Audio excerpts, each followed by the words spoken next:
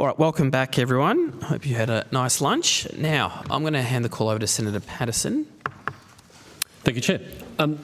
Foreign Minister, I just want to return to our questions before lunch in relation to Australia's positions on Middle East policies, voting position on Middle East motions at the United Nations. You've articulated the rationale for the government's changed position. Do you think it's fair to say that the government's position is less supportive of or less close to Israel than the previous government's position? Well, there are different ways in which you could articulate it. I would say the government's position is more consistent with the majority of the international community, including often the majority of Five Eyes, and that the government's position is more consistent with progress towards a two-state solution.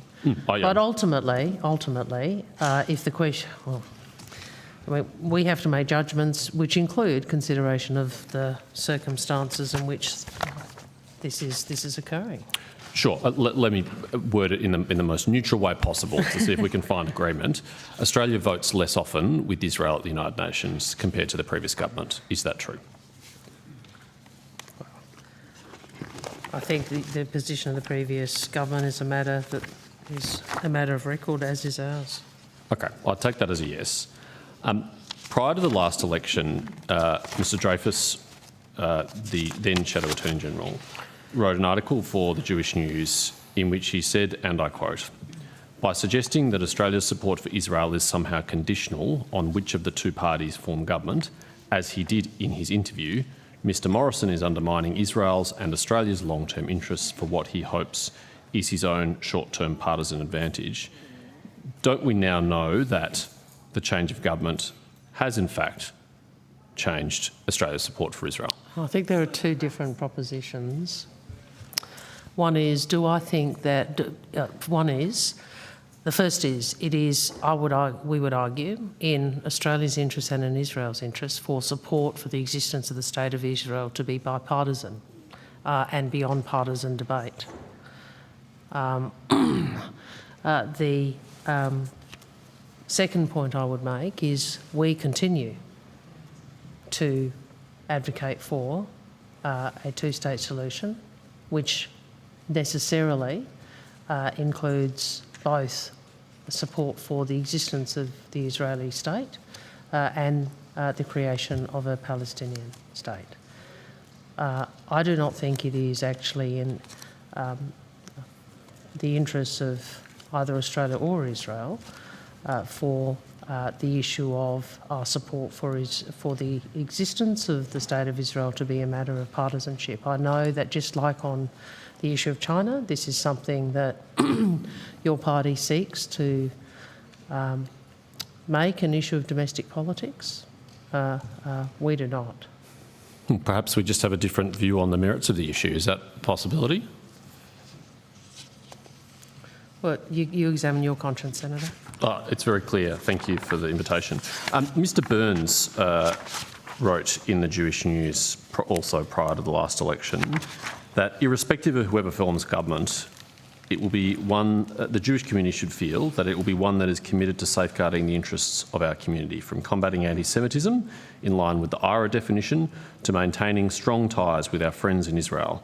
Both parties have demonstrated their steadfast commitment to our cause, and indeed the more bipartisanship we see on Israel and the Jewish community, the better. Do you agree that, in fact, there is a substantive difference between the parties of government on the question of Australia's foreign policy towards Israel? Well, I think I do agree that Mr Dutton, I don't believe, has ever expressed support for two states.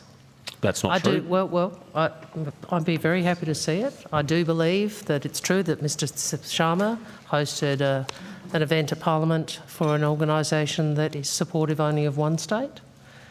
And I do believe, as I've made clear on anti-Semitism, that some of your party have chosen to make this a partisan political issue. And I have long-standing position, and I think demonstrated in terms of how I've dealt with these issues in the public arena, of believing that the major parties should stand together in the face of all forms of prejudice, including anti-Semitism. That's the third time you've referenced Senator Sharma meeting with the Australian Jewish Association which I think you're implying is problematic because they don't support a two-state solution. Have you ever met with someone who doesn't support the two-state solution? Well, my point is it's not just meeting, it's hosting them in Parliament House. So it's up to Mr Sharma to explain that. My position, my position is that I support two states. Am I part of promulgating a single state position, enabling people to promote that? I don't believe so. So I don't think that's consistent with what we should be doing. Have you ever hosted anyone at Parliament House who is opposed to a two-state solution? Not for a video screening and an event. I have met, I think you commented on this, with AUSParliament's executive? I'm sorry, I've forgotten what role he has some time ago. And I put the same view that I would put to you. But if that's the equivalent, I would ask, I hope that Senator Sharma, in introducing the video was clear that he didn't support it. Well, if that's the case, then I accept that. You met with Nasser Mashni, who's the representative of AUSPAN. That's what I was referencing. In Parliament House on the 18th of October 2023. From the photo that you posted on your Twitter account, it looks like it was in your ministerial office in Parliament House. Are you aware that Mr Mashni is opposed to a two-state solution and has also called for an end to the peace process? My engagement with him was consistent. I expressed the view in that meeting, as I always express, which is the Australian government's position. How many times have you met with Mr Mashni? I think Senator Birmingham also met with him that day. Senator Birmingham, I'm advised, has not met with Mr Mashni since the 7th of October. He met with him prior to the 7th of October. Yeah. But how many times have you met with Mr Mashni? I'm trying to think if I've met him other than that time in person. I'll take on notice. Have you met with him at any time since the 13th of May last year? Is that when the meeting to which you're referring? No, that was October 23 was the first meeting. I'm asking if you've met with him any time after the 13th of May 2024. What's the relevance of that day? I'll come to that in my next question. question. I'm asking you the question. I'm not going to be drawn into this. What's the relevance of that day? Okay. Well, let me assist you. It was reported in The Australian on the 13th of May that at a pro-Palestine rally at Monash University, Mr Mashni said, and I quote, "Israel and Australia share two things in common. Aside from being a S-hole racist settler colony, that's the number one thing, they also have the highest incidence of skin cancer. Their skin is designed for Northern Europe, where there is not so much sun, so you need to be white, so you get extra vitamin D. But our skin is designed for this land. It's designed for the Middle East." Are those kind of anti-Semitic and racist views appropriate for a person who has met with the Foreign Minister? Well, they're not appropriate for anyone. Where has these comments been drawn to your attention previously? Look, they may have been at the time. I don't recall it's some time ago, but they're not appropriate for anyone. Now that you've heard them, would you meet with Mr Mashni again? I don't believe I have met with him again. But now that I put those comments to you, were he to ask you for a meeting again, would you meet with him? Well, I don't believe I have, and I will take on notice the question you asked previously about whether I'd met with him since those remarks were made. But I'd just make this point. There are a lot of different views, aren't there, in the Australian community? And we do engage. My concern about Mr Sharma's role is that is a promotion, not an engagement. He may have a different view, and I'm happy to listen to it. But I do meet with people, and so do you, who don't agree with us. But our position has not changed. I agree. We all meet with people, and in this game, often people we disagree with. Yeah, but I think my office. I haven't finished my question. Sorry, I just wanted to come back to you. I'm being polite. Okay. the advice I have, and I will check on notice, that is the only meeting I had with Mr Mashney. I also, which is in October 2023, so that's prior to that. I've also said, given this quite publicly, comments and actions by Mr Mashney have been reprehensible. I've made it clear to Mr Mashney our view that Israel has a right to exist and a right to defend itself. Thank you. The reason why I'm asking these questions is that you introduced this topic by your criticism of Senator Sharma for hosting AJA, and you're now characterising him as promoting AJA. But I would argue... He is here. He could just speak for himself. Well, thanks. He may wish to in a moment. He may wish to in a moment. I'm sure the chair will give him that opportunity. But I would argue that by posting a smiling photo with Mr Mashney on the 18th of October, you were at least as complicit in promoting him and his views as Mr Sharma was of the AGA. My recollection, as I said, is at the time Senator Birmingham also met with him. That is my recollection, Senator, so not just prior. Well, that's my advice. Well, I don't know that that's correct, but so that is my recollection, that he also met with him. And I've made my views about things that Mr Mashney has said clear publicly, and I don't walk away from them. Your colleague, the Minister for Home Affairs, Tony Burke, has met with Mr Mashney. In fact, Mr Mashney has boasted that the government's decision to refuse a visa application from the former Israeli Minister Eilat Shaked was based on a dossier that APAN handed to Mr Burke at that meeting. Is Mr Mashney an appropriate person to influence Australian government immigration policy? Senator, that's a question. Well, I don't know whether anything you said is true. Well, it's Mr Mashney who said sorry, it's not me. Excuse me. You're putting a range of propositions to me, judging on the basis of what you have done to date. They are very selective and often not accurate representations of what has happened or what has been said. That's my judgment about your questions so far. So I'm certainly not going to take as read what you have said. I hope you had the opportunity to put that to the Home Affairs portfolio. I did, and they took it on notice. Well then, I'm sorry? I did, and they took it on notice. Well, there you go. You have your answer. Well, I'm asking for your view. Well, that is just a way of trying to get in this portfolio what you couldn't get in Home Affairs.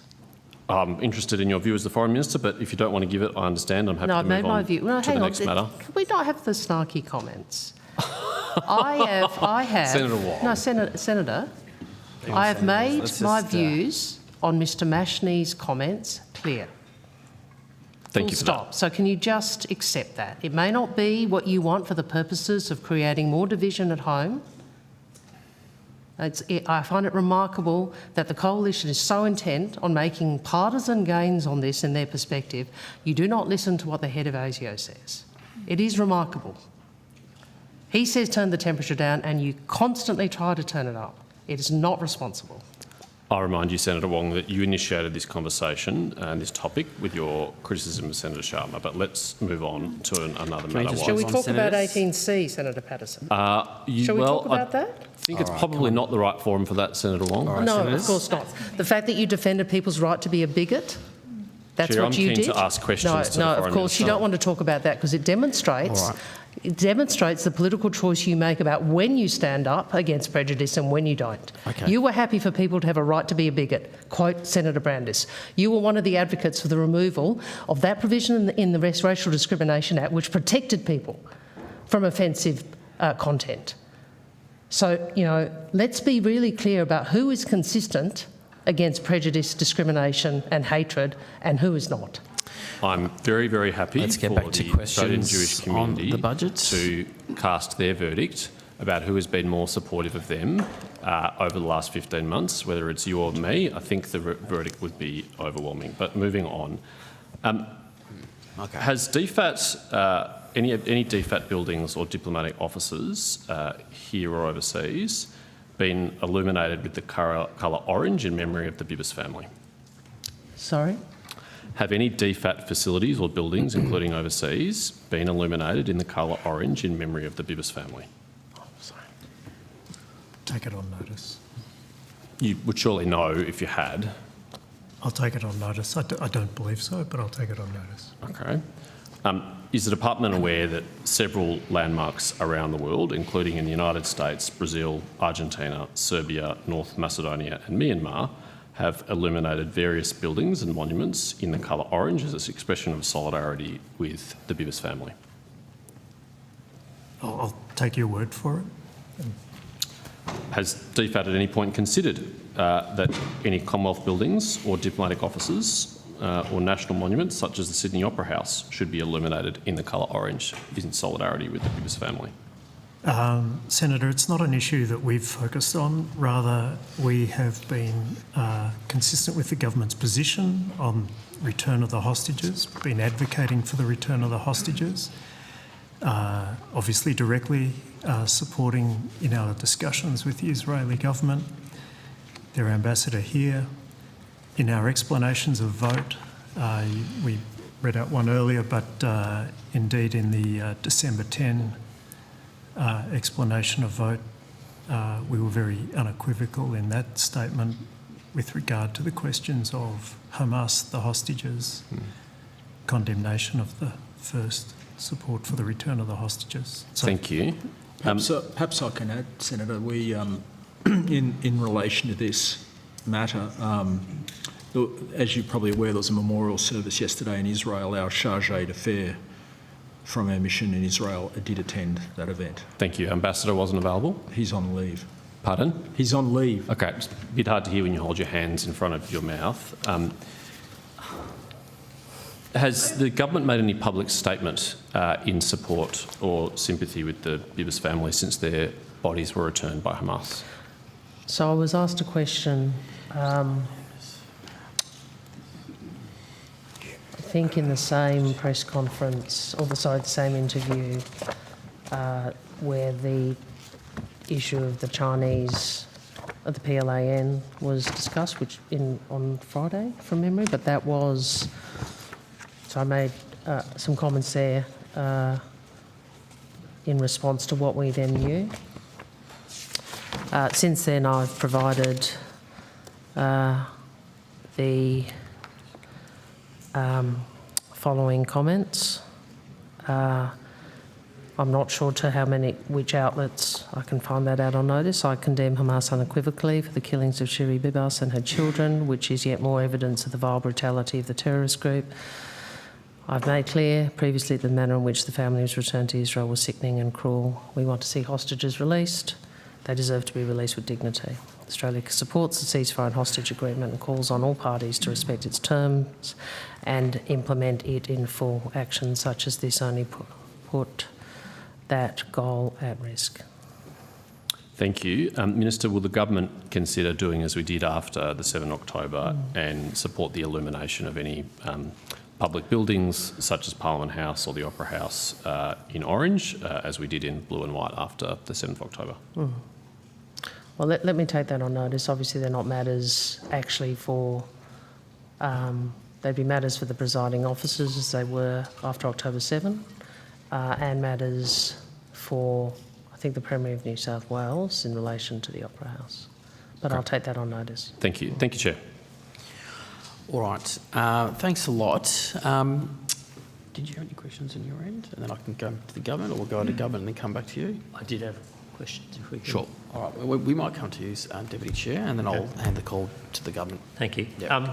It's probably not the forum to do this, Minister, but I would just say I do meet with organisations frequently whose views I do not share entirely, and I don't share the AJA's views about a two-state solution. Right. It's an interesting proposition, though, to host, not them just in a meeting where you put that to them, but as I recall, you hosted a video or a film for them. Is that right? I hosted a forum. Right, a forum, right. And so, did you make clear your views at that forum that you disagreed? I certainly did, Senator Wong, and I expect you made your views clear when you posted, when you met with Nessa Nationy and posted a photo of the two of you outside his office afterwards. I think, Senator, I think if we get into this game, purview of what Senator estimates, I think if we get into this game of who did you meet with and do you no, but I'm just making the point, Senator, as a that as a former ambassador, which you remind us of regularly to Israel.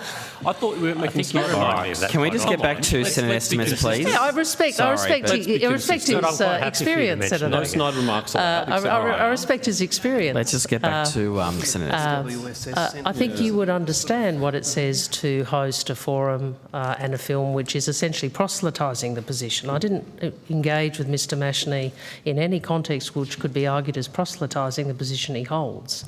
I had a meeting with him in my office. As I said, I believe Senator Birmingham did too, but I might be wrong. And I was consistent in my view about two states.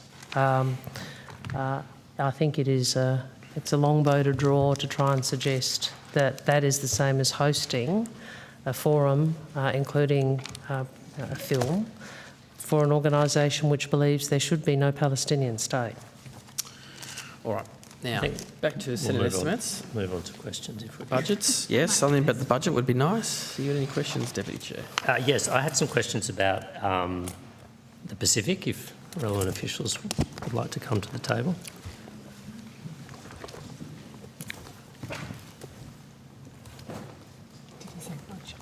Sorry, No, the Pacific. Pacific. I said budget. Let's just focus on the budget, but he's gone to the Pacific, so. So which aspects, Senator Shum? Oh, look, I wanted to go across some of the recent agreements being signed by Pacific Island countries, the status of them with overseas, with third countries, but also with Australia. Note the media reporting of an agreement signed last week between China and the Cook Islands. Has the government seen or sought a copy of that agreement? Good afternoon, Senator. Afternoon. Elizabeth Peake, Head of the Office of the Pacific. Senator, the agreements that Prime Minister Mark Brown of the Cook Islands agreed in China are publicly released. And does the government have any concerns, or do you have any concerns about the content of this agreement? Senator, we have had an opportunity to look through them, and we're assured by Prime Minister Brown's very clear statement that these are economic agreements. Of course, the detail will come forward in implementation, and we'll be watching that very carefully. So are there any security or policing aspects to the agreement that you're aware of? Not on their face, Senator. Okay. Were we anticipating this agreement? Were we aware it was on foot? We were anticipating this. Cook Islands and China have had a comprehensive strategic partnership for some years, and this action plan had been foreshadowed. Okay. And then in terms of some other agreements that have been concluded recently, the Timor-Leste Timor-Leste is not you, is it, Ms Peake? So we'll come back to that one. Solomon Islands, the agreement on policing signed with China in July 2023 during then Prime Minister Sogavari's visit to China. Have we seen a copy of that agreement? Senator, we haven't seen a copy of that agreement. Has that been asked? Have we asked for that? We have. We've consistently requested transparency in all agreements, indeed not just between Solomon Islands and China, but any partners that engage in our region, we request transparency. Okay. And that agreement, we understand, that contains security and policing elements to it? That was framed as an implementation agreement associated with the China-Solomon Islands security agreement that was agreed in 2022. So, yes, we anticipate it does have security components. Okay. And then in August of 2023, I believe China's embassy announced a new era in China-Vanuatu police cooperation, and Beijing sent a team of police experts and supplies to Vanuatu. Is there an agreement that underpins that arrangement? We're not aware of an agreement that underpins. Have we sought advice from Vanuatu about whether there is such an agreement, or whether this is a... We have, Senator, and we have no advice that there is an agreement in place. So they haven't confirmed or deny that there's an agreement in place? They have not confirmed that there's an agreement in place. Okay, but we have seen evidence. I mean, obviously China has dispatched police experts and suppliers to Vanuatu, so we have seen evidence of increased China-Vanuatu cooperation in the police sphere. There are a small number of Chinese police on the ground in Vanuatu, yes. Okay. But Senator, I've been clear, including earlier, that we are in what I've described as permanent contest, and that obviously policing is one of the areas where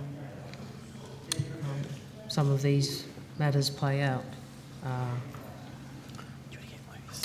which is why we've put the effort we have into the Pacific Policing Initiative.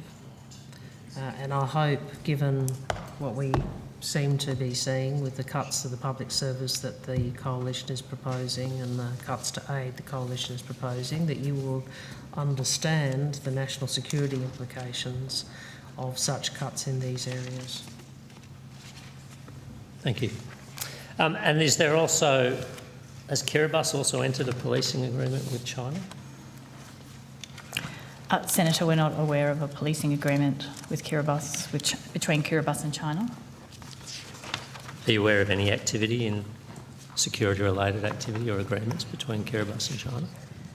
Senator, yes, similar to what the Foreign Minister outlined, we're seeing China push into this, particularly the policing sector across the Pacific, and we've been consistent and indeed on the record in our view that we see no role for China in the security sector in the Pacific.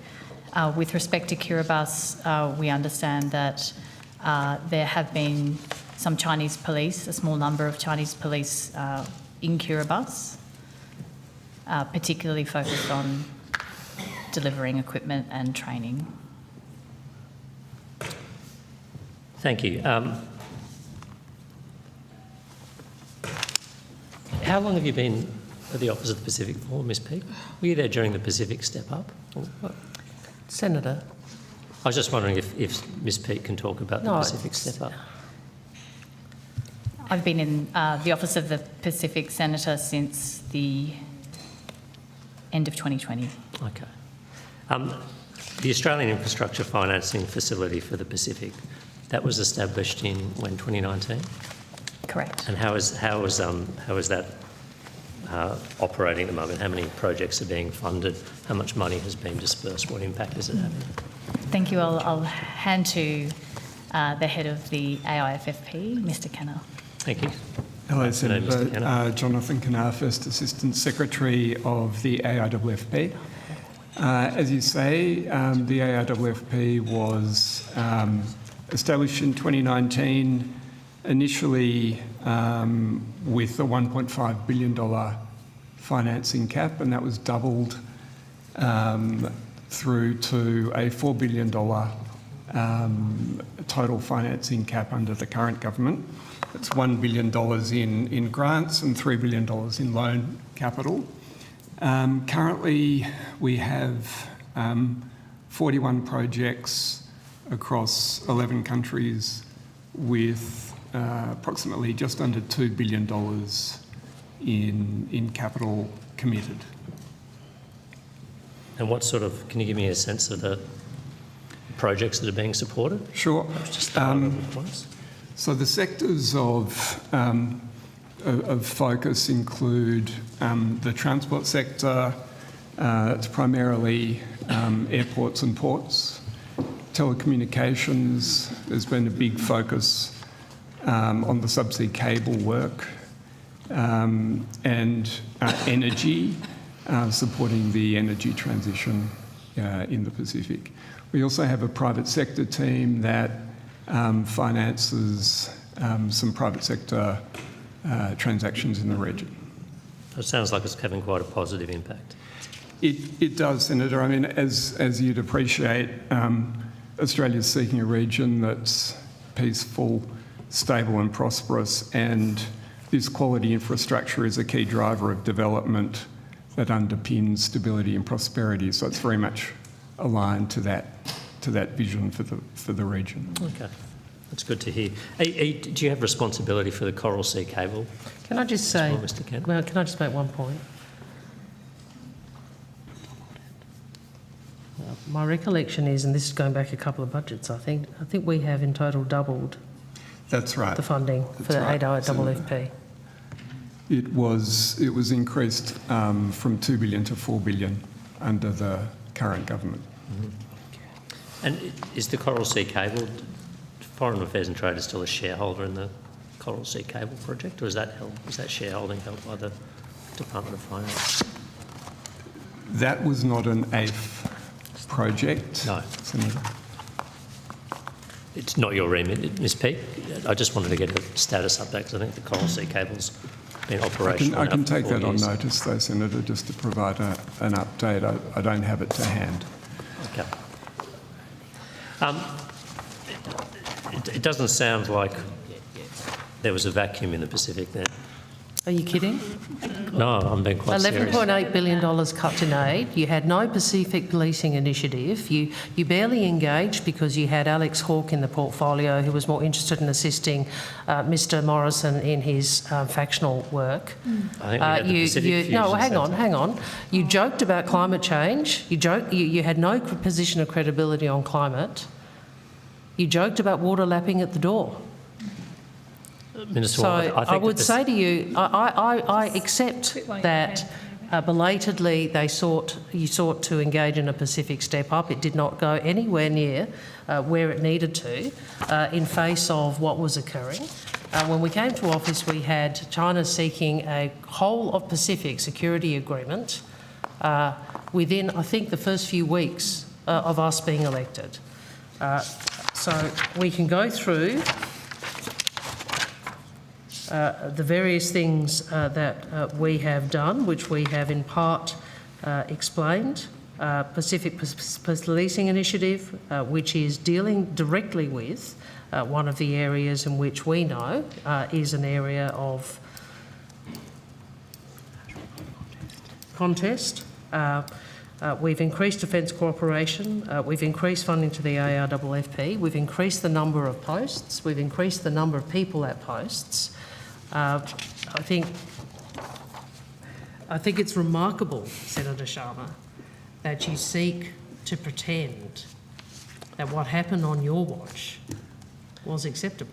I think it's unfortunate, Minister, that you seek to politicise what's been bipartisan support for the Pacific and gloss over important Senator Sharma, foundation stones that were put in place as part of the Pacific Step Up. Why is it that it's a bit like the way Mr Dutton won't respond on the share transactions? Like, why don't you take responsibility for the way in which your government's attention on this was insufficient? Why don't you take responsibility for what Mr Abbott and Mr Dutton did and said on climate? And you should know what effect that had on our relationship and our credibility with the Pacific. I just point out... there was too little too late under you. There was a vacuum and there was a predictable response, and we are now seeking to deal with it. Minister, we've just heard from the officials that in your time in office, we've seen security-related agreements signed between China and the Cook Islands, Vanuatu, Timor-Leste, Solomon Islands, Kiribati. I don't doubt there's a competition underway, but I think it doesn't look like we're winning that at the moment. Could I ask Ms Peake? Senator, 2013 to 2018, I think my recollection is not a single one of your ministers visited Timor-Leste. Like, it just says something. You can come in here and you can try and pretend that, it was all fine and actually, it wasn't your responsibility, but the reality is it was neglected. It was neglected at a political level and at a policy level, and Australia's paying the price. And we are in a different time now. In a different time. Now, I don't know if you've ever asked for a briefing on any of these issues, but maybe you should. And I'd also make the point, the Solomon Security Agreement, you sent a junior minister to try and head it off.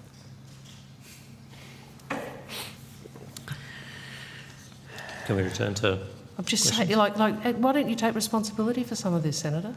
At least acknowledge you might have got it wrong. Or is You're in that government, Minister, you're in government at the moment, and we're Yeah, examining and the I'm happy government's to take record. responsibility for the things we do well and the things we don't do well, and the mistakes we make that we learn from. And one of them, I think, is that we had to respond regionally on policing. That's what we've done. It doesn't appear to be preventing bilateral arrangements with China on policing being pursued by a number of Pacific Island countries. What would you suggest we should be doing differently, Senator Sharma? Well, I'm not putting myself forward here as the alternative government, which is estimates. I'm asking, this is the point. asking the department. We have a changed environment in the Pacific. The opportunity to be the partner of choice was lost under your party. And it will not come back. So you say what you're doing is not sufficient. I'm very happy to listen to your ideas about what else, and I'm very happy to say to you, why don't you go along to your Shadow Expenditure Review Committee and tell them that cutting development funding to the Pacific has consequences for Australia's national security. Are you going to do that, Senator Sharma? If I ask us a couple of questions. Yeah, just... Are you going to do that, Senator Sharma? Will you do that? Can I just... Have the courage of your convictions. All right, Go on. Senators. I don't think I argue for more funding for this portfolio. I argue for more funding for the AFP. Are you going to do that internally? Did you say just before that you don't believe Australia is the partner of choice anymore in the Pacific? The partner of choice. Yes, I've said that. I have said that previously. I think that the opportunity to be the partner of choice was lost under your government. Now we have to compete to be a partner of choice. We have to do better, and that's what we're seeking. All right. Thank you, Minister. Now, are you... All right, with the couple of minutes left. Yep. I'm still seeking the call. Yep. So, Minister, 2 minutes left, and then I'll give the call. are you familiar with the independent review that your department commissioned into the Morrison government's response to COVID-19 in the Pacific? In Your department sorry, I didn't hear the end of the sentence, independent Senator. review into the efficacy of the Morrison government's response to COVID-19 in the Pacific. In the Pacific. So I couldn't hear the end bit. I'm hoping someone behind me does. So their findings... Can I just wait till I get someone here? Well, I can read it to you and then you can comment on Senator, this. the Senator is asking about our department's independent review into the COVID-19 response in the Pacific. Does anyone know about this? I think Oh, Luca does. yeah. Thank There's you. someone who knows about COVID-19.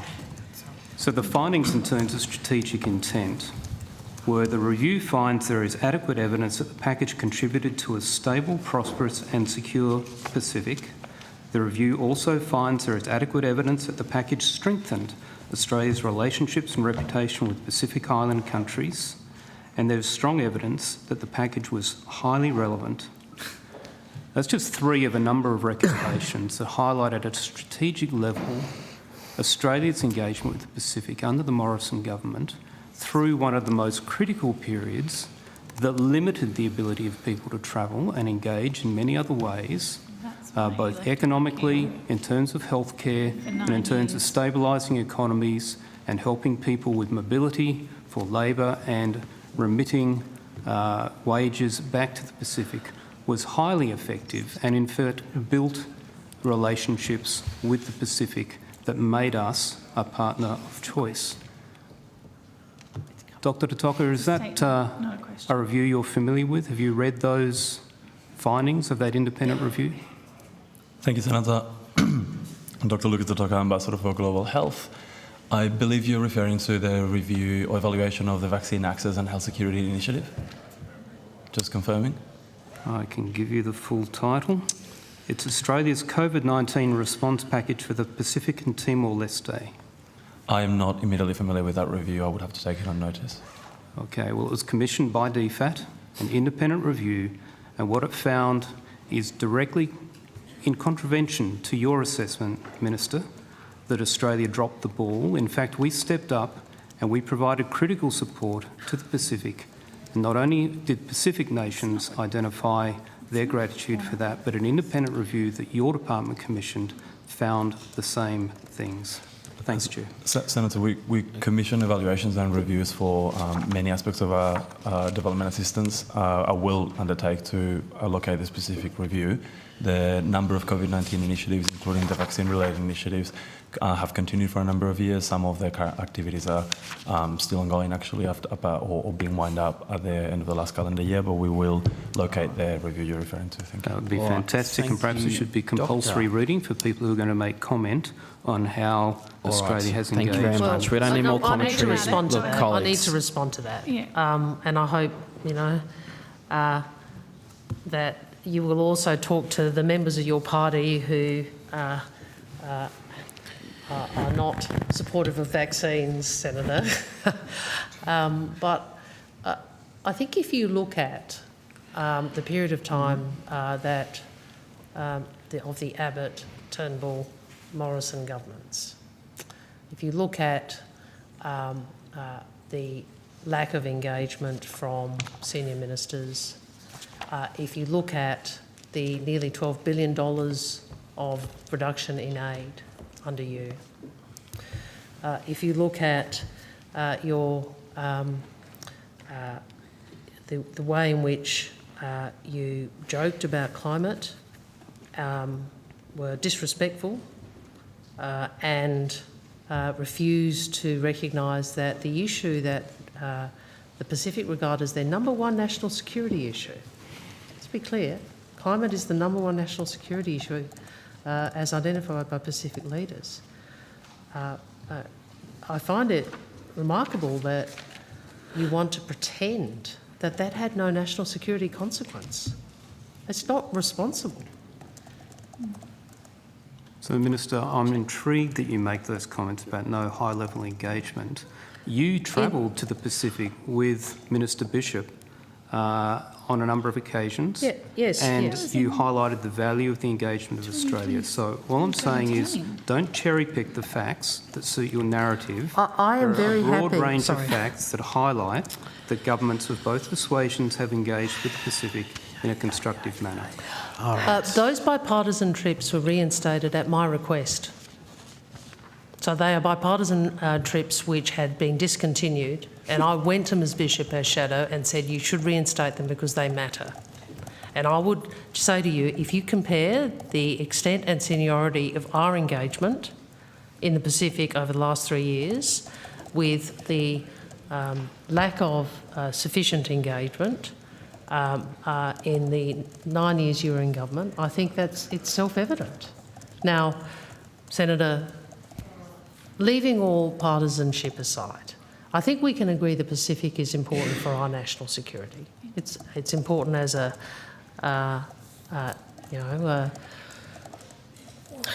it's important to us as a member of the Pacific family for there to be development and stability in the Pacific.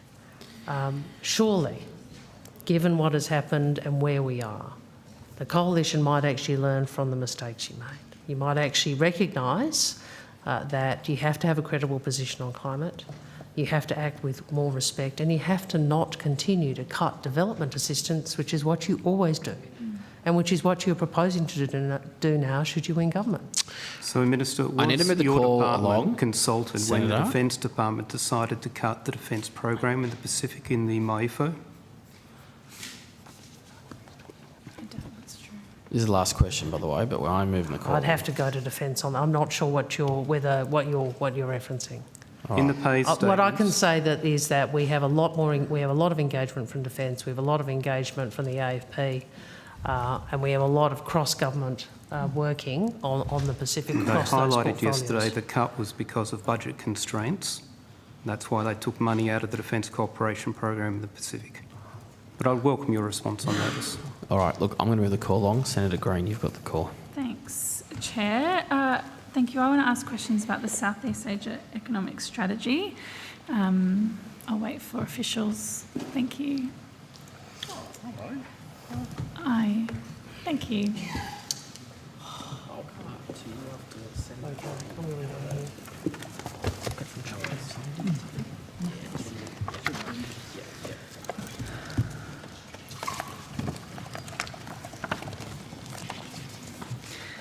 Okay. I noticed the Prime Minister held an event last year with the Vietnamese Prime Minister to mark 1 year since the launch of Australia's Southeast Asia Economic Strategy to 2040. I understand the strategy has a number of initiatives. Given it's a year on, how are those initiatives progressing? Michelle Chan, Deputy Secretary, South and Southeast Asia Group. The implementation of the strategy is going extremely well. So far, out of the 75 recommendations from the strategy, we have implemented or are in the process of implementing 49 of the 75. And that's through a really comprehensive whole of government effort. So a lot of it has been done through DFAT, but through many of our other partner departments and agencies such as Austrade, but many others. So, for example, we have deployed deal teams into each of our embassies and high commissions in the region, which are sourcing investment deals to put together a deal book to facilitate Australian investment into Southeast Asia. The government, they are developing a pipeline of projects also for the $2 billion Southeast Asia investment financing facility that the Prime Minister announced last year.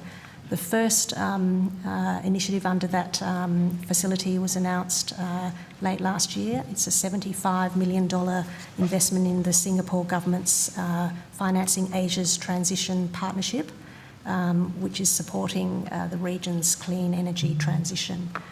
Also in the last, since the report was released, we have organised 11 trade and investment missions into the region to 7 countries, and they have involved over 250 Australian businesses, so looking at the opportunities that there are in the region. Thank you. The Prime Minister also announced private sector business champions for each of the 10 countries covered in the report. Those champions are promoting trade and investment opportunities in Southeast Asia for Australian businesses. We've also established technology landing pads in Jakarta and in Ho Chi Minh City, which have supported so far 30 technology services clients to engage with the region. And also in July last year, we have set up the ASEAN Australia Centre, again, another initiative announced by the Prime Minister at the ASEAN Australia Special Summit, and that's strengthening our connections with the region in business, in education and cultural and community sectors. Thanks. If we can go over some of those initiatives. The financing facility, you mentioned the most recent investment, or the first investment from that. How is the facility working more broadly? What is the strategy with the facility? Senator Gerald Thompson, First Assistant Secretary for the Southeast Asia Strategy and Development Division. So the Southeast Asia Investment Financing Facility that Ms Chan mentioned, it's a $2 billion facility that's managed to run out of Export Finance Australia, with the financing that's agreed under the facility on the National Interest Account. It's a $2 billion facility designed to catalyse greater Australian private sector investment in Southeast Asia, and it provides access to finance through Export Finance Australia's existing portfolio of products, its loans, guarantees, equity and insurance products. EFA, with the support of DFAT and Austrade, and including through the deal teams that Ms Chan mentioned, is working with Australian companies, investors and regional governments to identify projects of interest, and is developing a pipeline that EFA is considering. And it's worth noting that this is really a new approach to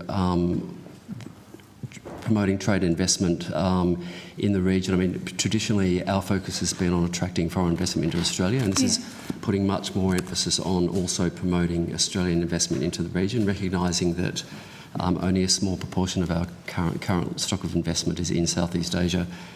Can I ask about the... Thank you. Sorry. Can I ask about the deal teams? Yeah, sure. I think, Ms Chan, you referenced that they'd been established. What is a deal? What is a deal team? Like, how many people? What's the general expertise in a group like that? And you said they were based in embassies or side by side with Austrade, I imagine. Yes, Senator. So the deal team's framework basically is we've established 3 hubs: one in Jakarta, one in Singapore, and one in Ho Chi Minh City. And the hub is a joint endeavour with staff from Department of Foreign Affairs and Trade, Austrade and EFA. Yep. It's the first time that EFA has actually deployed staff into our embassies and high commissions anywhere in the world. Yep. Those staff in the hubs are not going into a vacuum. They're supported by the existing DFAT and Austrade embassy and high commission staff. Mm-hmm. So there's a from the head of mission down, there's a lot of support for those teams, those hub teams. And then in 6 other embassies and high commissions in Manila, Bangkok, Phnom Penh, Hanoi, Kuala Lumpur and Bandar Seri Begawan, DFAT has deployed 1 Australian-based staff member into those embassies and high commissions to support the work of the deal teams. But again, the existing DFAT and Austrade infrastructure is supporting that effort, and there's also been locally engaged staff employed to support that work. So basically, the key task of the deal teams is to work with host government agencies and the business sector to identify potential projects that can then be presented back to Australian business that we know are interested in investing in the region. That's not the only work that they do, though. The deal teams are also supporting companies that, of their own volition, have identified projects that they're interested in, and so the deal teams are supporting some of those companies. Okay. You mentioned landing pads as well. What's a landing pad? How are they different from a deal team? Sounds cool, but what is it? So the landing pads, the new announcement that was made by the Prime Minister at the ASEAN Summit was for the establishment of landing pads in Jakarta and Ho Chi Minh. We already had a landing pad in Singapore. The 2 new landing pads, these are led by Austrade, and they're specifically designed to support technology services exports to Southeast Asian markets. The idea of the landing pad is that they will enable Australian technology scale-ups to raise their brand profile, develop market entry plans, and connect with opportunities, customers and funding in the region. So it's different from the deal teams in the sense that the companies go to and they sort of work through the landing pads, whereas the deal teams are set up to identify specific project opportunities that are then presented back to Australian companies. That's the logic. Yeah. So it's on-ground support. Yeah, on-the-ground support, yeah. And particularly around tech services? Yeah, that's right, technological services exports. Okay. The business delegations, you mentioned quite a few, Ms Chan, have taken place. How many businesses have participated, and what sort of, are we trying to really channel different industries as part of the delegations? Is there a particular industry that we are targeting with those delegations? I imagine they're sort of themed from time to time. That's right. So, as I said, they have involved over 250 Australian businesses, and they have gone to a whole range of different countries and also focused on different sectors, reflecting the recommendations and the findings and the areas of priority identified by Nicholas Moore in his report. Just to go through them, so these are all so far last year, and we've had one this year. So we had a mission to Singapore and Malaysia in April last year that focused on maritime decarbonisation, and that was led by the Assistant Trade Minister. A mission went to the Philippines in May, focused on transnational education. There was a mission to Indonesia and then to Vietnam, focused on the digital economy, which is a big area of focus of the Moore report. Thailand focused on the digital economy. The mission to Vietnam and Indonesia in September focused on education and targeting net zero and green skills capabilities. Thailand focused on the green economy, and a mission in October to Malaysia and Singapore, again focused on digital economy. As I said, it's a big area of focus of the report. Could I just add, Senator? Of course. There was an error in our briefing pack. I apologise to my colleague, Ms Chan. We have another business mission occurring this week, which takes the total business missions up to 8. It's in the Philippines as we speak, and it's on the digital economy. But in addition to the business missions, we're also supporting outbound investment missions into the region. There have been 4 of those to Indonesia, Singapore and Vietnam, Philippines and Thailand and Laos. The most recent one of those was the largest ever outbound Australian investment mission to Southeast Asia. That was the mission to Indonesia in February. And that's largest in terms of market capitalisation. I think we had nearly 30 companies on the delegation. Led by our business champion for Indonesia, Jennifer Westercott. Yeah. I think, I'm not sure if you mentioned this at the beginning, Ms Chan, but I understand there's also been some additional scholarships announced. Is that correct? Yes, that is correct. During the ASEAN summit in March last year, the government did announce some more ASEAN for Australia scholarships and new ASEAN for Australia fellowships to support emerging Southeast Asia decision makers and leaders to come to Australia for study, professional exchanges and short courses. Under that announcement, 132 scholars are being funded in Australia in 2005. One of the interesting things about that announcement was it's co-financed by the university sector, and we're hoping that actually will be a model for future engagement with the sector. But I also would note that this is just one element of our cooperation with Southeast Asia on scholars. In 2024, we had 2,400 short and long-term scholarships awarded under Australian awards to Southeast Asia. Senator Green, may I add just more broadly? And obviously this is an area I've been passionate about for many reasons, but one of them is that the point that needs to be driven home is that we need for our own national power, both economic prosperity, but also our relationships with the region, to do more when it comes to our economic engagement with Southeast Asia. If you look at the history of the trajectory of our country, we have had a great deal of our prosperity generated because we hooked into the growth of the economies of North Asia.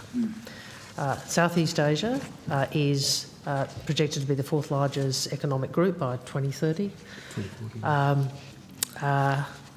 And we will see, we need to be part of that. And in fact, as the Moore report outlines, we are a declining share of that investment. In other words, the economies are growing, other countries are investing, and we as a proportion are reducing. Flatlining. The second point I'd make goes to strategic alignment. If you want to, it's a bit like the Pacific. You've got to actually understand for them where climate change sits in the hierarchy. Similarly with Southeast Asia, that if we are serious about seeking more strategic engagement, alignment on key issues, we also have to respond to the priorities that Southeast Asian countries seek of us. And they have made it really clear that they want greater investment from their partners. So that there are a set of national interests which this report and the implementation of it go to.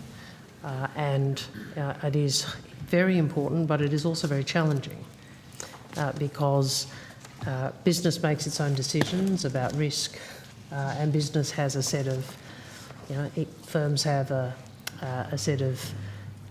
history in different jurisdictions. So what we're trying to do here is practically do what government can to change the way in which Australian investors think about these markets. Yeah. So I just wanted to sort of have a kind of overarching point I was making about that. And there's two elements to it, not only giving businesses in Australia the opportunity to expand their business, invest, create more jobs, but also we're hearing that that's their strategy, that's strategically important to our partners there.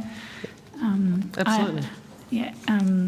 I would just add to that by saying that I think early on in the term of this government, when Southeast Asian leaders and ministers spoke to this government, the common thread among many of them was to ask for more Australian investment, and that was driven by not just a desire for development but also a desire for resilience, and it's very much something that they have asked of us. So the response to the Southeast Asia Economic Strategy has been very positive because it has responded to that request. And that the word resilience is another word associated with that work, diversity of investment as well. So not relying on one particular source of investment. Absolutely. And I just have one other last question. Yep, last one. Sorry.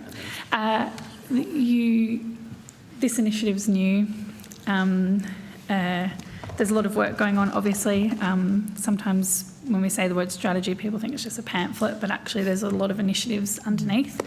I imagine that these are probably newer positions that have created. I'm sure the officials might not be able to answer this, but I'm assuming that these are newer staff. Have they been added over the last 3 years under this government? Yep. That's correct. In terms of the staff that are working in Canberra, in the Southeast Asia, in the Office of Southeast Asia, yes, that's correct. There has been an increase in staff. So So the Office of Southeast Asia was established in September 2022 and comprises 3 divisions. And as at the 29th of January, the Office of Southeast Asia had 172.8 full-time equivalent staff. Prior to the establishment of Office of Southeast Asia, as at the 26th of October 2022, the Southeast Asia divisions in the department had 126 full-time equivalent staff. So some of those extra staff have been applied particularly to the implementation of the MORE report that we've just been talking about, the economic strategy. Yep. The staff have also include the officers that are setting up the ASEAN Australia Centre that Michelle mentioned, but also just broadly increased staff to also help with the increased political engagement that's happened under the government. The government has enhanced our political relationships with 4 other countries in the region: Brunei, Vietnam, Philippines and Laos, but also, really substantive engagement with our key partners like Indonesia, Malaysia, Timor. Thanks, Mr. Thompson. It's obviously not for you to answer, but it goes without saying that these new staff that are creating these new investments, providing opportunities for businesses in Australia and supporting our strategic interests in the region sound like some of the staff that Peter Dutton has included in the wasteful spending 36,000 public servants he's planning on cutting. So all of that work will finish, it sounds like, if Peter Dutton gets his way, but I might leave it there, Chair, because I have to run. Senator Pocock. Thank you, Chair, and thanks for being here and for your work. My questions go to Official Development Assistance. The Joint Standing Committee on Foreign Affairs, Defence and Trade's inquiry into Australia's alignment with the priorities of Pacific Island countries made a couple of recommendations about official development assistance. Namely, it recommended to prioritise funding to civil society organisations in the ODA budget and to examine the share of the ODA budget received by for-profit managing contractors, quote, with a view to increasing the share received by Pacific civil society organisations and Australian non-government organisations. How does the department plan to respond to these recommendations?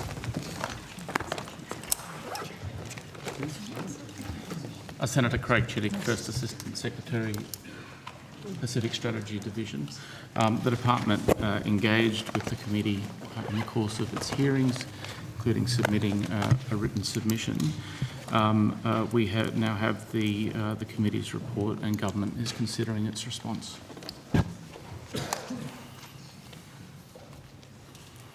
I'm asking you how you are responding. You are considering the response? So the government is currently considering its response.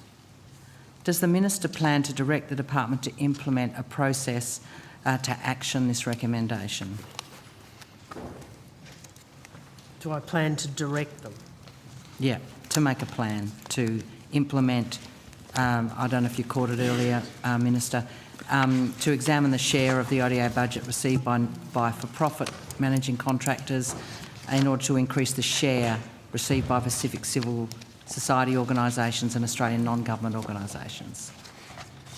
Do you plan to direct the department to implement a process of action to do this? Well, I think that might be a question about the response to the committee report, but I might ask Mr Isbister to respond on the issue of that you raise more broadly. Senator Jamie Isbister, the Acting Deputy Secretary of the Development Multilateral and Europe Group. I think the recommendation and then the report looks at the broader issue about how we continue to increase support and aid to civil society, local NGOs and NGOs more broadly. As you may know, when the government came in, they announced a $30 million additional commitment to the Australian NGO Cooperation Program to enhance funding to NGOs. They've also announced the establishment of civil society fund to look at how to increase support to civil society more broadly. And I think in the Pacific there's a range of programs beyond the one that you're referencing that's being looked at about how we are stepping up our engagement and funding to a wide range of organisations in the Pacific, both in relation to organisations that are working on sexual and reproductive health, water security programs, but also raising awareness of the needs and concerns of girls and education across the Pacific. So it's part of a broader element. This program's one element recommendation, how it steps up in the Pacific, but it's part of a much broader approach the government's taken to look at how we increase over time funding to a range of NGOs and civil society organisations. And is the department setting a target on spending going to those kinds of categories to make sure that that shift happens? We're not necessarily setting a target, partly because it's looking at what we're trying to achieve and then who the best partners are to respond to that. So as I mentioned, the ANCP program's a program that funds almost 60 Australian NGOs operating across the globe. But there's also NGOs that get funding through a range of other mechanisms. We may fund multilateral partners, we may fund regional organisations who then fund or work with local organisations. So through a lot of the development of the recent country development plans, programs, has been looking at working with governments in the region, what their priorities are, what their needs are, and then what ways and mechanisms are going to best support that. So yes, we acknowledge and want to look at how we can continue to support civil society and NGOs, but there's not necessarily a target to say we have to hit that in a certain country or globally. Do you plan to report on how much of a shift there is to those civil society organisations and non-government? Well, I might pass it to my colleague Nat Cohen in a second, but one of the things the government has done is stepped up a whole lot on our transparency. We've recently announced a transparency portal which gives a lot of detail and information on where the Australian government, its payments support, who it's, what it achieves with its programs, and we're also increasing our reporting to IAT, which is an international transparency initiative as well. But I might pass it to Nat to add on that. Thank you, Senator. Natalie Cohen, First Assistant Secretary for Development Effectiveness Division. We do report our spending, how expenditure is channelled through different types of implementing partners.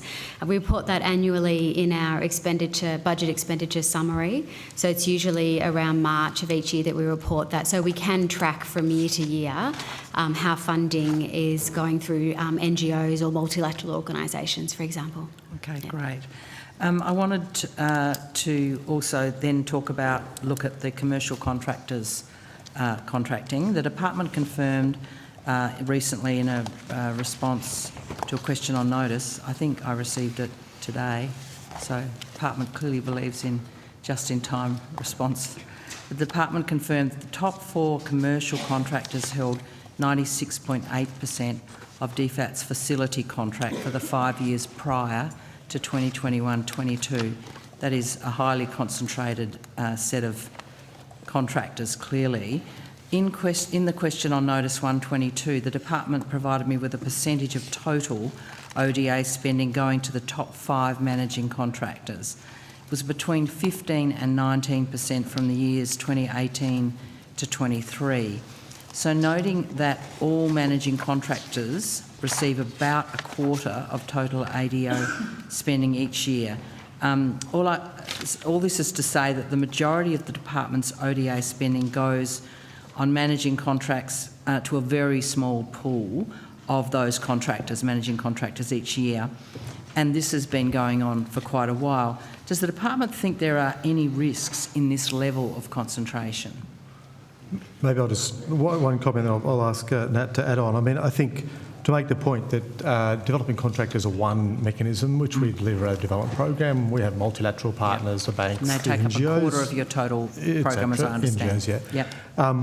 And we acknowledge that there is a concentration element. Some of the facilities that are managing that, they're simply a facility that's oversighting then a range of delivery partners, which includes NGOs, includes in-country programs to that. So it doesn't necessarily mean that that facility or that contractor is receiving or delivering all of that. They're often just coordinating sort of efforts on it. But I think we would acknowledge that we are, and we're continuing to look at how we're trying to diversify the sector. We have open tendering contracts. We're continuing to look at engaging with industry, not just here in Australia, but more broadly, to encourage that effort. I might pass it again to my colleague Nat just to talk a bit about what on that's been done the last couple of years. Yeah, I'm interested in whether you're taking steps to improve competition at that high-level head of contract kind of. Yeah. Thank you, Senator. Yes, it's so the figure on the 96.8% is specific to facilities, which are a subset of the types of programs that we run and that we commercially contract for. So, but you're correct, and in the questions on notice provided this data as well. So we have in the financial year 2022-23. The top 4 commercial suppliers accounted for 70% of the expenditure of our commercial contracts, so of the 25% of the total. In terms of whether that's a risk, we recognise that it's a relatively concentrated market. However, there's a few things that we look at that tell us that we think we're managing it in a responsible way. So it gets to the way that we do our procurements in an open and robust process. We see that we get the number of bids that we get per process is quite good, around 6 to 7 in the large processes, and that actually compares very well with other donors that we've checked in, like-minded donors that run similar kinds of programs around the world. We are conscious of the market in which we're working, and I think last time, at the last session, we spoke a little bit about the sort of niche skills that are required to deliver in some of these very challenging areas. But what we're trying to do, building on the point that Mr. Espista raised around diversifying that market, is to make sure that there's a lot of information available for any company that wants to tender. And NGOs and other organisations can tender for these processes too. Mm-hmm. And so we have conducted quite a few outreach events over the last 2 years where we run sort of, I guess they're like road shows and other types of seminars and workshops where we invite all kinds of contracting organisations to attend. We run those not just in Australia, but we run them in the countries where we operate. And our aid program is untied, so our tenders are open to companies that are based anywhere in the world, and so we have been very focused lately on running these sorts of roadshows in places like Indonesia, in Papua New Guinea, in Vanuatu, to ensure that we're also sourcing local organisations where possible. We have seen new companies come into the market, so we track that as well. We track new entrants, and these are the sorts of things that we use to help us test that whilst we have it's not a very large number of companies who are tendering, we are confident that companies who want to are able to and are competitive in these processes. I see a lot of names repeated year to year in your list of those tenderers, successful contract holders. Does the department know how much money from ODA contracts that go to managing contracts end up with what you mentioned just a moment ago, Mr. Isbister, with NGOs who are subcontracting for the work? Have you got a sense of how much? So this is where they are the platform by which they subcontract, they win the contract and then they Yeah. I mean, again, it obviously depends on the facility, and there's some, depending what they're delivering, whether it's scholarships programs in some instances where it would be less, and then obviously in other programs where it's looking at larger health investments, it's a lot more. Yep. So it would depend on the different context.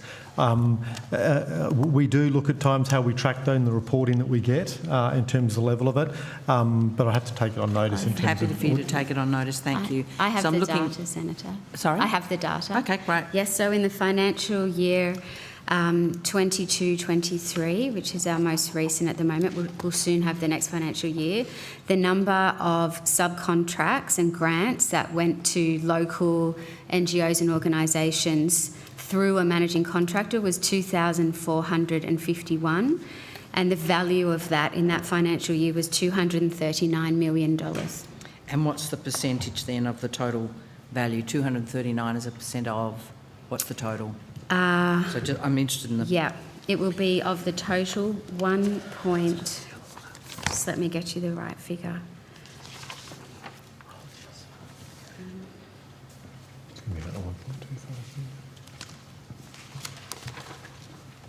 $1.143 billion. Thank you. When do you expect the 2023-24 data to be available? In the next month. Great. Thank you. Ploughing on as fast as I can. I know time is short. I wanted to go to one of the key themes that's emerged in the Finance and Public Admin Committee's inquiry into big consulting firms was the prevalence of the revolving door between consulting firms and departments that contract to them. Big issue it's a really big issue because it erodes true competition in tendering processes, gives unfair advantages to firms with connections and insider information.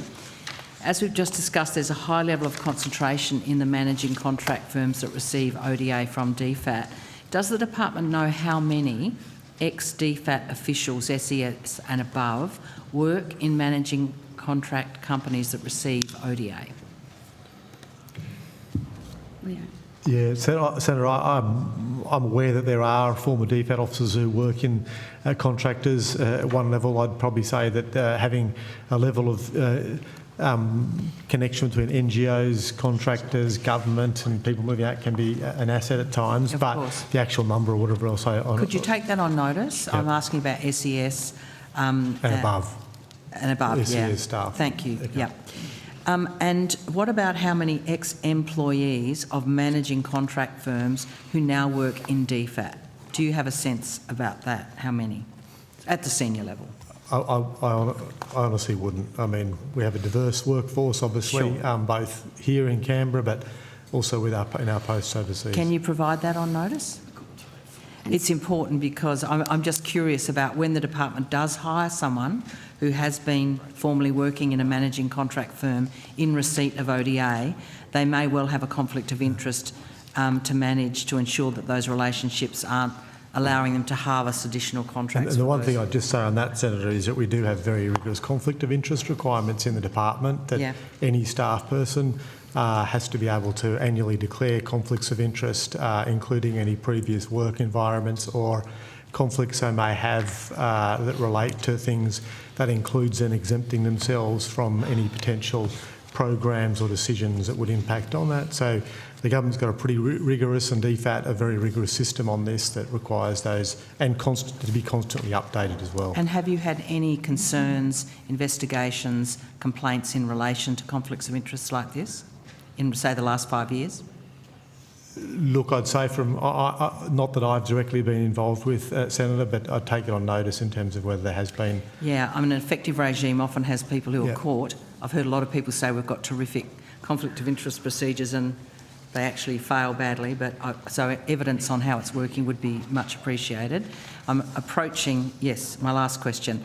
I want to ask about official development assistance. So on notice, could the department confirm what percentage and dollar amounts of the ODA budget is delivered through the following partners over the last 10 financial years? So managing contractors, UN agencies, bilateral banks, multilateral funds, Australian registered charities, other Australian not-for-profits and other overseas NGOs. I understand that would need to be on notice. I look forward to receiving it the day before the next estimates.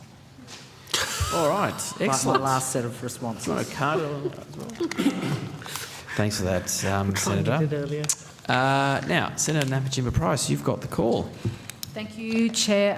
My first line of questioning is around the Office of the Pacific.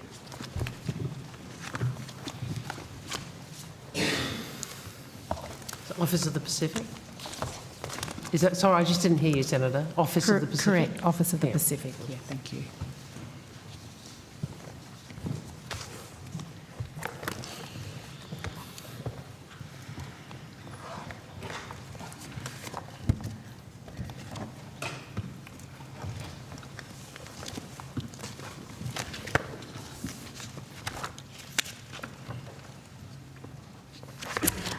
Thank you. Secretary, I understand the Office of the Pacific held a staff retreat last year. Is that correct?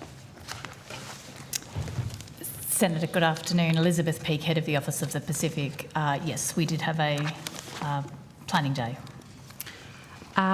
Where was this planning day or retreat, and how many people, how many staff attended? The planning day was in Canberra, and I don't have the exact number that attended, but I can certainly take that on notice. Thank you. And what was the purpose of this particular retreat? Senator, we have an annual planning day to ensure that the Office of the Pacific and its staff are cohesive. You may know that the Office of the Pacific is, well, it sits in DFAT, it has a whole of government function, and we have a number of other agencies that sit with us in the Office of the Pacific. So this is an opportunity for all arms of the office to come together and ensure that we have a coherent strategy. Can you give me some sort of rounded figure as to how many staff, or you still need that on? Yeah, I'm not sure how many attended staff on that day, but I can certainly take that on notice, Senator. And sorry, how long did that go for? It was a day, did you say? Senator, my recollection is that it went for, say, from 9:30 till 2. 9:30. So not a full day, but. And was that open to all staff or only part of the office? All staff. All staff. And so did this mean that there did some travel from other parts of the country to attend this particular planning day? I'm not sure about that, Senator. I have to take that on notice. If you could, thank you. And I understand there was a smoking ceremony held at the planning day, is that correct? That's correct, Senator. Can you tell me who delivered that smoking ceremony and what was the cost to the department? The Welcome to Country and smoking ceremony was delivered by Auntie Serena Williams. I have to take the cost on notice. Thank you. And you mentioned that this is an annual event, so a similar event occurred in 2023 as well? That's correct. And was there also a smoking ceremony conducted at this event? I'd have to take that on notice. I don't recall that there was. Okay, if you could find out for me if there was, and if you could come back on a cost of that as well. Appreciate that, thank you. My next line of questioning will go to the appointment of the First Nations Ambassador.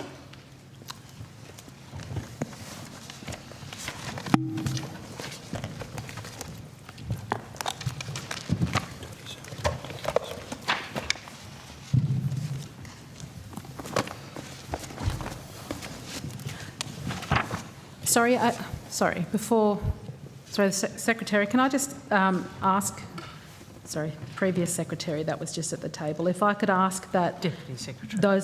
Can those costs be brought back today? We'll see what we can do, Senator. Thank you. Thank you. So I've got some questions regarding the First Nations Ambassador. Could you please outline the tender process that resulted in Mr Mohamed's appointment?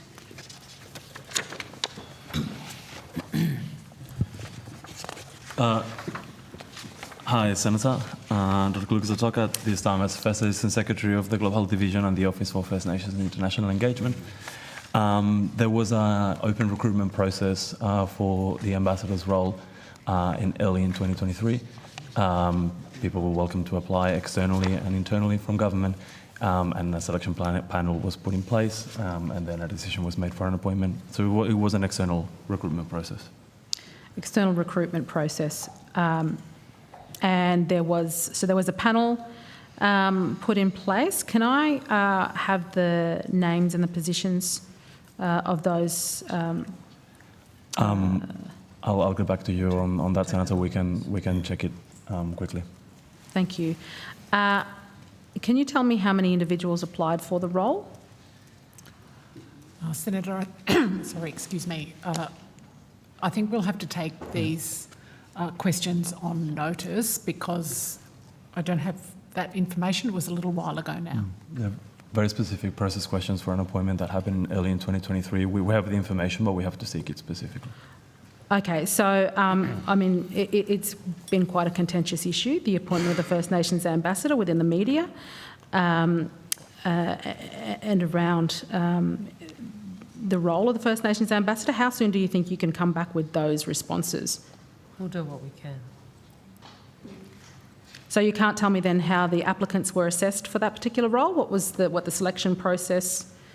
Well, or whether there were several applicants excuse me, interviewed. Secretary Jan Adams, I can certainly say that it was a open process, as has already been mentioned, and in line with normal public service appointment procedures. There was panel and criteria that were made public in the process of the advertisements. Okay, so can you at all clarify whether Mr Mohamed was the only applicant or whether there were several? He was not the only applicant? Okay. So for clarity, the ambassador is not a permanent APS employee, or is he a contractor? The ambassador is on a SES Bantu equivalent contract. So he's a contractor, not an APS employee? That is correct, Senator. So is it normal for senior executive service level employees to be contractors as opposed to permanent APS staff? We have some positions, you know, different types of positions that are non-ongoing. It's not the only one. So that's not unusual then for his position, his specific position, to be a contractor position? Well, obviously, as you know, Senator, it's the first time we've had this exact position, but we do have other senior executive level appointments in Foreign Affairs and Trade that are not ongoing APS employees. So could I just ask a clarifying question, if you don't mind, Senator Price? I'll just let the official consult with the Minister. Could you just clarify, Ms Adams, has anyone with the title of ambassador previously been a contractor rather than an APS employee? I'll take that on notice, Senator. Was the ambassador's appointment subject to confirmation by Cabinet? We don't discuss Cabinet. So does the ambassador work from where is his home base? Is it Melbourne?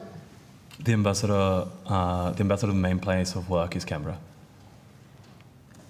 So the ambassador is based here in Canberra, is that correct? Home base. The ambassador's office is in Canberra. He lives in Melbourne, but the work is based in Canberra. Okay, so his home base is in Melbourne and his work base is here in Canberra. So is there additional cost involved with having the ambassador live in Melbourne, yet his workplace is in Canberra? The ambassador's required travel from Melbourne to Canberra to undertake his work is covered at the ambassador's own expense. Is covered at the ambassador's own expense? Correct. Sorry, so his travel between Melbourne and Canberra is at his own expense? Correct. Okay. When does the ambassador's contract end? Is that the 2nd of April? Well, I'm not sure that we... Discussing individuals. We don't generally go to individuals' employment arrangements, Senator. Okay, so it's expected then that he will continue in his role. Should we go into caretaker mode? His contract is current, so... Will he be reinstated after the election has been held? Oh, look, there's so many questions implicit in that. I don't think the officials are able to give you any meaningful answer. Yeah. Well, that's definitely the case. Okay, so how many staff are in the Office for First Nations International Engagement? The Office for First Nations International Engagement has a complement of 10 full-time equivalents plus the ambassador. Sorry, could you repeat that again? 10 full-time equivalent APS staff members and the ambassador. Okay. Sorry. The Oz tend to suggest that his contract does end in the 2nd of April, so that is public knowledge. Can you please tell me who within the current staff is on full-time equivalent? The name, Senator? And previously you suggested there were 10 staff members? We're not, it is not, and Senator, we don't go in these forums to individual staff members. I understand your questions on the ambassador, but we're not going to go to individual names and individual staff's employment. Oh, I'm not asking for individual names, Senator, just wanting to understand what number of those are in full-time employment. We can take on notice, because the question really is how many FTEs are funded for the unit. Yeah. Oh, no, I think the question is, are the staff APS employees or are they contract staff? Did I understand correctly? Yeah. Yeah, if you could provide that information. No, sorry, was that your question, If you could provide whether those staff members are APS employees or on contract themselves? The office's provision for 10 full-time equivalent APS employees and the ambassador. Sorry, in that figure of 11, you suggested that there's 10 staff plus the ambassador himself. Is that correct? That's what I said. That's correct. Okay. I just wanted to ask some questions about a contract that DFAT awarded for policy development to the Sydney-based firm Inside Policy. It's contract notice CN 410596. I understand this contract relates to developing a strategy for a First Nations approach to foreign policy. Is that correct? That is correct, Senator. So why does this work need to be contracted out, given that the ambassador has 10 staff underneath him, Senator, or any other department resources? Thank you.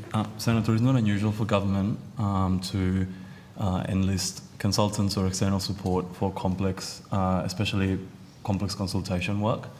There are 10 staff members that support the office and the ambassador's work, cover a whole range of activities beyond the strategic development of the policy, including in trade, in Pacific engagement, in domestic engagement, in multilateral engagement, as well as human rights and other areas of foreign policy, as well as supporting the logistics and travel of the ambassador and the work of the office. In terms of the development of the strategy, there's been over 100 consultations that the ambassador and the office have led, and the engagement of these First Nations business was undertaken to support specific consultation activity for the strategy to supplement the capacity of the quite modest size office. I guess you can see how it's quite concerning that that there needs to be that a separate Sydney-based firm is brought in to develop a strategy for a First Nations approach to foreign policy. Has this kind of work ever been done before? Which particular work are you referring to, Senator? Specifically a First Nations approach to foreign policy. I guess the taxpayer needs to understand, firstly, if we have an ambassador position, 10 staff underneath that ambassador, and then a firm being awarded policy development in specifically under the title First Nations Approach to Foreign Policy. Senator, I might come in and say, I mean, it's not unusual, as Dr. Tutoka said, for the government to look at in policy development, how it does consultation, how at times uses contractors to support that work. I think as Lucas said as well, there's the First Nations team is predominantly around how we're implementing and taking forward the First Nations agenda that the government set, which is particularly how we're engaging with First Nations people and communities now in our region, in the Pacific, how we're advancing the business and intellectual property rights and opportunities for First Nations people. And so in terms of developing the First Nations policy, I think the contract and the work is to try and ensure that we've got some of the expertise, the external elements, to look at how we're harnessing and bringing the collective views together to continue to evolve and deliver on the government's First Nations diplomatic agenda. So does the First Nations ambassador just speak to First Nations people from other countries? No, he speaks broadly to a wide range of... As an Australian? As an Australian and as the ambassador of Australia's First Nations ambassador. Okay, because I guess there aren't any Celtic ambassadors in other parts of the world that provide similar sort of Celtic approaches to foreign policy as First Nations people? That's a rhetorical question, I think. Senator, just trying to make sense of it all. Could you please table a list of international domestic trips taken by the First Nations ambassador since his appointment, including the cost incurred for Mr Mohamed's travel and that of DFAT staff supporting his activities? We'll take that on notice. I mean, again, I would have thought that the ambassador's position has been a fairly controversial one. It's been subject of discussions here at Estimates and throughout the media and throughout Parliament. I would have expected that you'd been prepared for at least a cost breakdown of the ambassador's travels. Senator, the cost breakdown is available, has been tabled to Parliament numerous times, has been FOI'd, and it's also in the media. That table has been provided before. We will provide it again. Absolutely. And that there's nothing different to what's been provided previously, or just an up-to-date version is, I guess, we will what I'm provide seeking. the latest update. And it's... So is it normal for a contractor to undertake such extensive domestic and international travel? Senator, I think that the nature of the employment contract really doesn't go directly to the nature of the work. Sometimes we do have non-ongoing leaders doing senior work. I don't think the two are connected. Well, given the ambassador's incurred hundreds of thousands of travel costs in his role, and that's not including, of course, the cost incurred by his travelling staff, what outcomes have been delivered? Senator, maybe I'll make a couple of comments and I'll pass it to my colleague, Dr. Jatoka. I think one of the things, particularly with the role of the ambassador, has been how we've, as talked about earlier in these estimates hearings, engaged with the Pacific region, how we've engaged in a time when we're under contest. We're trying to build, demonstrate the Pacific family, the connections with Pacific communities, the cultural history, the connections with Melanesian communities, and having the ambassador meet with the Vanuatu Chiefs Council, in the Solomon Islands, in Papua New Guinea, has been important in terms of demonstrating to the Pacific community those First Nations connections. As has been said by Prime Minister Marape that Australia's First Nations people and the people of Papua New Guinea were the first traders. They were communities that had common connections and had traded over thousands of years. That's all well and true. That's history, but we're a country now where we're represented as Australians. So how does that role differ as a First Nations person to an Australian ambassador? Okay, I just want to bring everyone back to order. I mean, we ask the questions and then we get the answers and we ask the questions. So let's just go back with the pace from today, please. All right. Because I think the history is critical in terms of how Australia demonstrates and works with Pacific Island countries about our common security needs, our common climate needs, the economic opportunities for the region. Thank you. Look, in the interest of time, I'm not satisfied with the answer that an Australian ambassador can't do the same role and somehow First Nations ambassador can do the same role. Ambassador Mohammed is an Australian can do a ambassador. better role, is what it sounds like. Ambassador Mohammed is an Australian ambassador. Exactly. Exactly. My point exactly. He is an Australian ambassador. Exactly. So an Australian ambassador could do the same role. He and his team, and you might, if you're interested, ask Mr Mina to tell you about the treaty that was negotiated, but he and his team are progressing international treaty. Okay, well, why not just make him the Australian ambassador? Yes.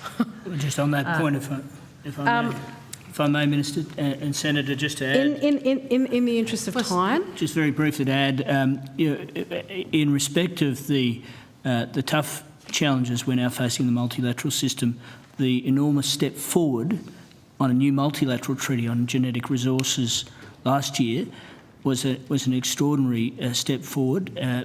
Ambassador Mohammed played a pivotal role in that.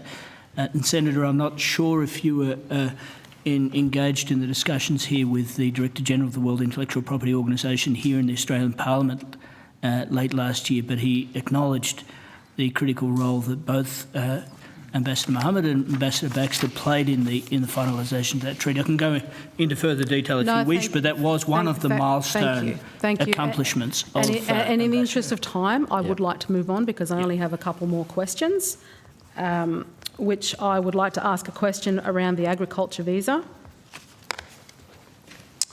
Can I come back to you on that? Just I feel like we've... Senator, if it's another large block... visa that we issue... Sorry? There's just a couple of brief questions that I have with regard to the ag visa. It may not be a visa we don't issue visas. So it's with regard to the PALM scheme and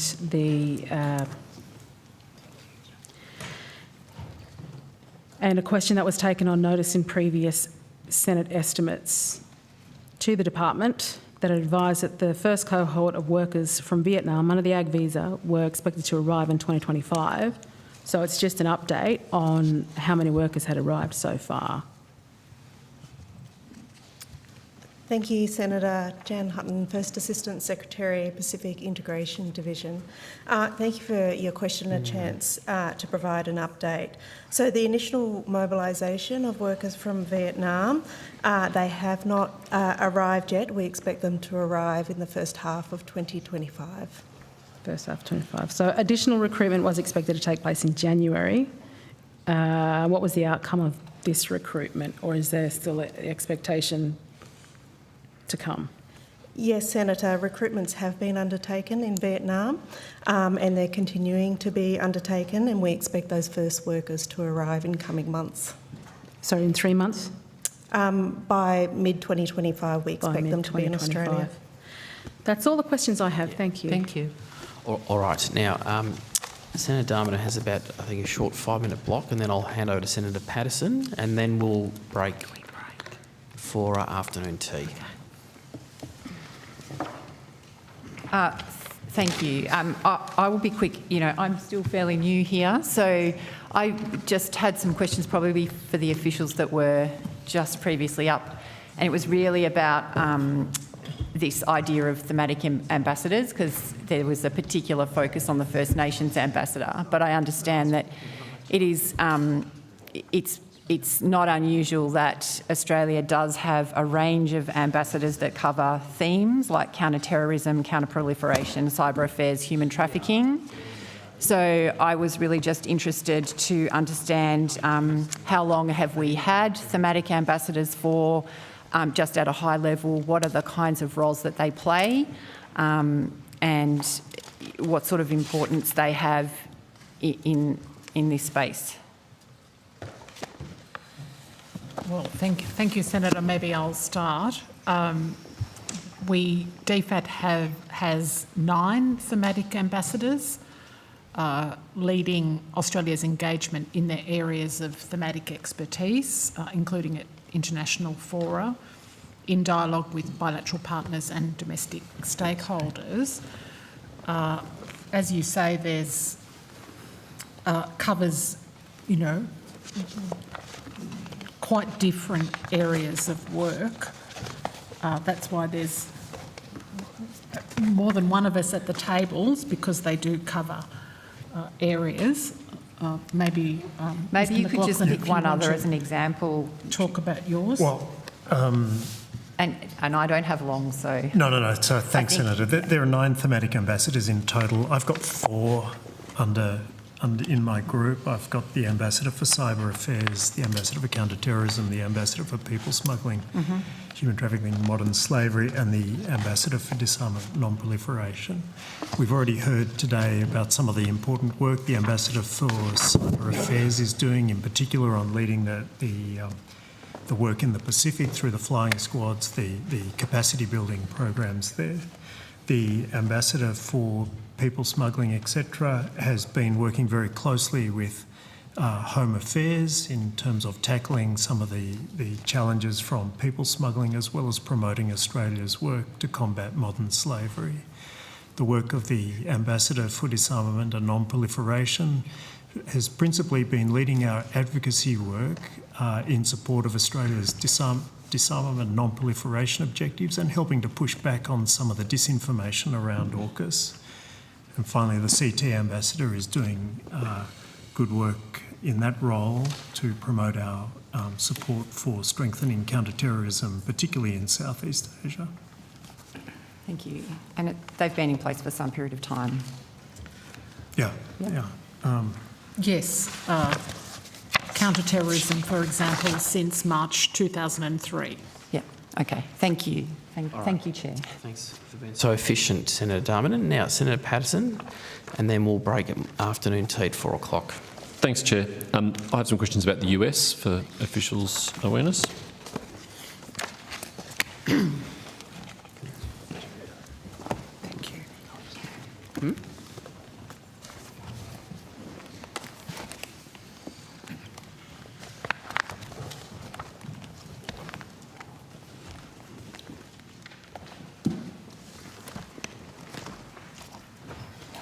In an interview on the 17th of January this year for ABC Radio, The Prime Minister said there had been direct contact between Ambassador Rudd and President Trump. Can you tell me the date of that direct contact? I'm not sure we have that here. I might have to take that on notice. No officials know. It's a pretty big deal if our ambassador met with the President. We don't know when that was. Well, since then we've had two conversations between the Prime Minister. Yes, I'm aware of those, and we might come to that. But when did Ambassador Rudd meet President Trump? We said we'd take that on notice. Okay, is that an answer that could be provided reasonably quickly? As quickly as we can, Senator. Thank you. I'm grateful for that. Can you say where the meeting was? Well, I refer to previous answers, Senator. Well, the specific date might not be an official state of Senator, knowledge, but the location might be. We will undertake to provide you as much information as possible, as quickly as possible. Thank you. I'm grateful for that. Can you tell me whether the meeting was a pre-scheduled meeting? Again, we'll take that on notice. Senator. Okay. And if so, on what date it was scheduled? Do you know whether it was a sit-down meeting? I will take that on notice. Okay, you're not... Okay. Do you know how long it was scheduled for? I will take that on notice. Thank you. Do you know whether it was organised by the embassy or by a third party? We'll take that on notice, Senator. Thank you. When DFAT was first made aware that Mr Rudd had direct contact with President Trump? Again, we're establishing the dates, so we will come back to you with that. Hang on. Thank you. What do you mean DFAT? He is DFAT. He is Oh, DFAT. sorry. Yes. Yeah, that's a fair characterisation. Canberra. When was Canberra made aware? And whether anyone else was present at the meeting? We'll take that on notice. Thank you. Whether a diplomatic cable was produced following the meeting? Senator, we will provide you all of these details. Does anyone remember reading it? If there was one? I certainly read the readout, but I'll have to... So there was a readout from the meeting? Yes, Senator. Yes. Did you read that, Ms Lawson? I'll have to come back to you with any details, Senator. Sure, but you can remember whether you read the cable, surely? Well, Senator, the officers are taking this on notice. I know, they are but- entitled to take it on notice, so can we stop trying to come in from this or that angle? This topic, this meeting will be taken on notice. Well, let me at least put all my questions Yep, sure, on notice. you can. You can sit there and read them out. Thank you. And whether or not the ambassador held any other meetings around this meeting, and how long the ambassador was in the place where the meeting took place, and whether there were any photographs taken of this meeting or published. Has the ambassador had any further contact with the President since this meeting? Thank you. We will take that on notice. Okay. So we don't know whether there was a second meeting with the President. Surely that would be something that's notable if the ambassador has met on multiple occasions, or if it was just one. Well, Ambassador Rudd was in the inauguration proceedings in one of the buildings. Probably wasn't a meeting, though. It would not have been a formal meeting, no. No. Okay. Do we know whether or not the ambassador has had a sit-down meeting with the President's Chief of Staff? I'll take we'll continue taking these questions on notice. Okay. Also, if you could take on notice if he's met with the Deputy Chief of Staff since the inauguration, and any scheduled meetings. But most of the rest of my questions about that are going to be redundant until we can get some answers. So I'll move on to a related topic. I should say, Senator, before you move on, that Ambassador Rudd has actually been very active meeting with senior members of the administration. You've asked about specific individuals. Yes. I don't have that information, but it's clear that he's been working very closely with the members of NSC, NEC, the fact that the meetings have been facilitated with the Superannuation Summit involving Treasury Secretary, the fact that Foreign Minister's visit for the inauguration was organised, that the Defence Minister's visit was organised. I mean, it's obvious that Ambassador Rudd has had extensive engagements and effective, work with the new members of the administration. But as for particular details of when, where and who, I'm not able to provide that to you right now. Thank you. That's all very interesting, but not my question, and I look forward to those being provided when they can. Has President Trump extended any invitation for the Prime Minister to visit Washington, DC? Oh, that's not a question for this department. You wouldn't be aware of it if you had? They're matters for PM&C. Well, yes, but DFAT would be surely The involved. Secretary's responded, Senator. Pardon? The Secretary has responded. Yes, but it didn't answer the question. Well, the Secretary's given you the answer. Well, so let me direct it to you, Foreign Minister. Are you aware of any invitations to the Prime Minister to visit Washington? It's a matter for PM&C. So the Foreign Minister of Australia is... I'm feeling... Sorry, Chair, I haven't had the opportunity to finish my question. The Foreign Minister of Australia, I think you're about to give me a lecture. That was the start of my question, but... that was the start of your question, and I think we all understand you can't read my mind, Senator Long. Actually, Very it's capable, not that hard, but not to that be capable. honest. All right. I know It's a you fairly have, obvious strategy. Let's just get back. and game Senator plan. Patterson, You've got you have the great confidence call. in your own Let's just go abilities, back. but Come on. even you are not I a just think mind the reader. game plan's predictable. It's not that, I'm So got it was actually- ESP or something. All right, He was Senator actually gonna be a Patterson, bless question. you. I think I need a coffee. All right, Senator Patterson. Perhaps you do. Yep, that's probably and you'll true. have that opportunity very shortly in the afternoon tea break. When is that? 14 minutes to go. Oh, Could- really? I thought it was 1:45. Oh, okay. Still got I'll focus. me for a few more minutes, I'm sorry. Could you just clarify whether or not it would be ordinarily the case as Foreign Minister that you would be aware if the Prime Minister was invited to Washington, DC? Well, Senator, in relation to this question, I will take the question on notice, but I would just make the point. You and I both know that this is an administration that envisages a different role for America in the world. And that is what Americans voted for, the majority of Americans voted for. You will know that it is very important that Australia engages in order to protect and advance our national interests. I would really ask whether you think it is, I would really say to you, I hope that it is something around which we would have bipartisanship, because I think Australians deserve that. There is nothing more bipartisan in Australian foreign policy than the US alliance, and it is also in the public interest for us to understand this government's approach to engaging with the administration for all the reasons that you set out. It is different to the administrations that have come before it, and so there's even greater interest in how you're choosing to engage, and it is completely legitimate in a liberal democracy for the opposition of the day to ask factual questions about when and how that engagement occurred. Sure.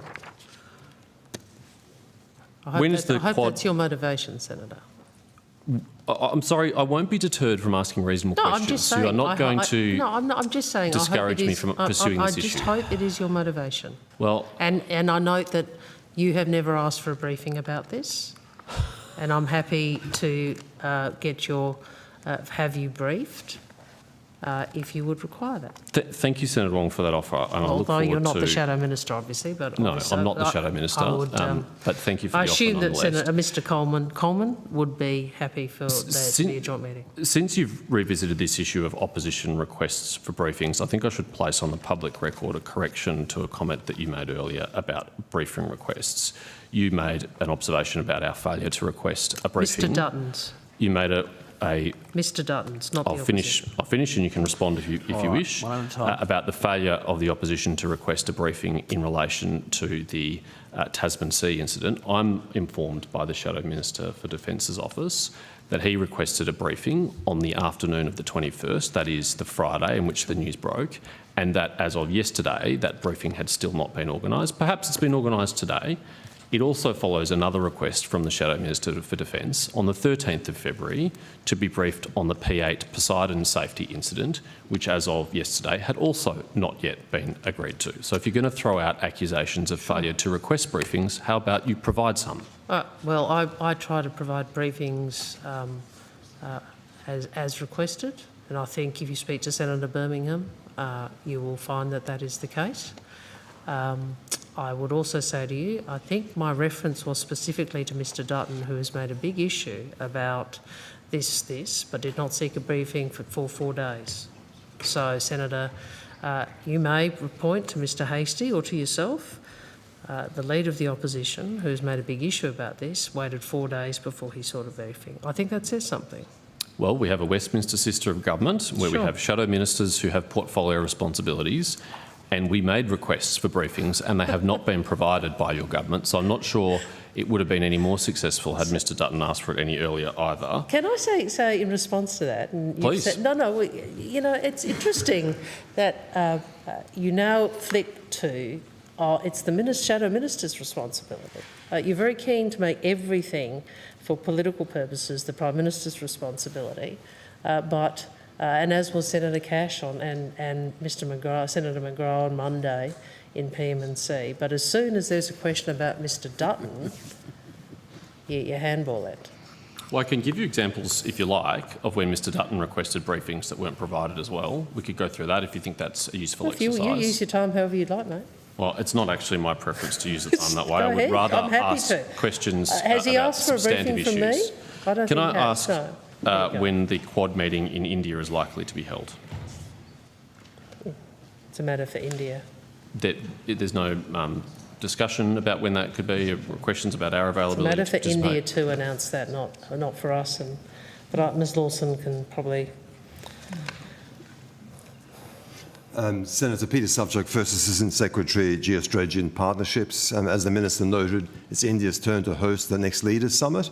And to date, it hasn't announced when that might take place, but obviously it's something that we'll respond to once proposed timing is put forward. Is there a kind of range of dates or a quarter of the year that has been set aside nominally for it? I'm not trying to get you to put non-public information on the record. If it can't be disclosed, it can't be disclosed. But just, is there a general expectation that it be in a particular season? No, Senator. The summits occur roughly on an annual basis, and it's at the host's discretion when timing is optimal for that to put to other partners. Okay, I'll try and move on to another topic before the break, if I can find my other papers. Just give me one moment. This is probably a consular issue, the DFAT emergency call unit. DFAT. Emergency call unit.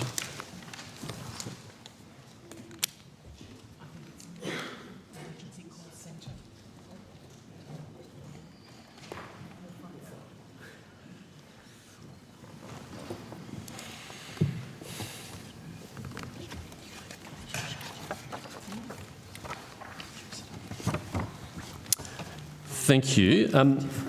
What's the purpose of the emergency call unit?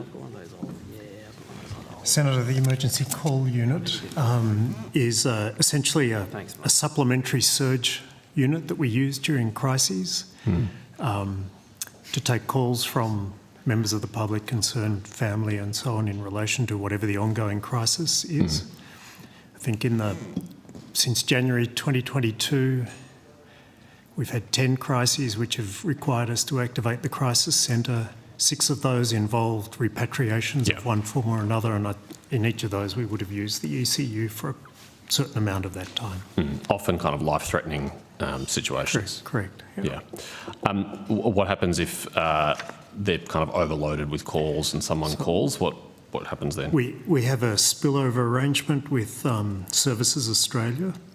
And we make use, in some cases, of Services Australia translating skills. So this was certainly the case during Lebanon, and if memory serves, possibly in the Hamas-Israel operation as well around 7 October. Yeah, thank you. So presumably, because Services Australia is in the business of taking calls, it's not possible to overload their capacity. They've got a lot of spare capacity if that ever comes to that.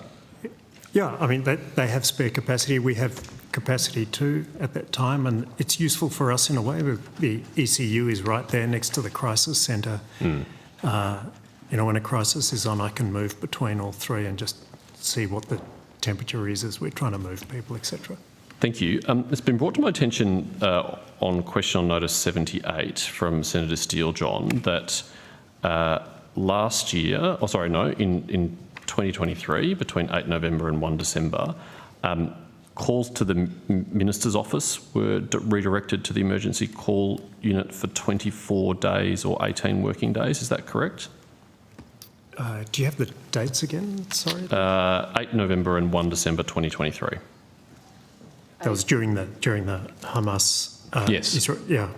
So we during that time we had a lot of calls coming in relation to the ongoing crisis, and I believe a certain number of those calls were also going through to the office as well, but they were basically related to our operation. Yeah, as I understand it, the question notice says that the calls were redirected from the ministerial office to the emergency call unit. Is that correct? In other words, if someone rang the Foreign Minister's office, it was answered by the emergency call unit.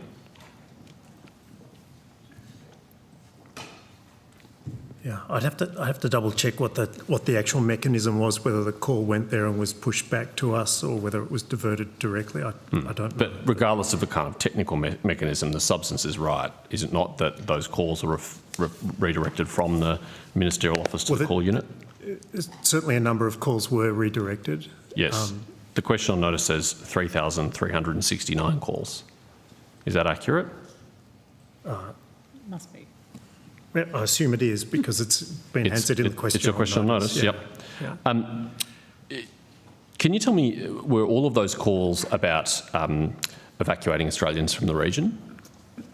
I honestly don't know because I didn't answer those calls. Anyone but I'd imagine a number of them were, probably the majority, but because this was the issue, if you recall, at the time. Definitely. No. Has this ever been done before, where calls to the ministerial office have been redirected to the emergency call unit? I'd have to take that on notice. In your state of knowledge or your colleagues?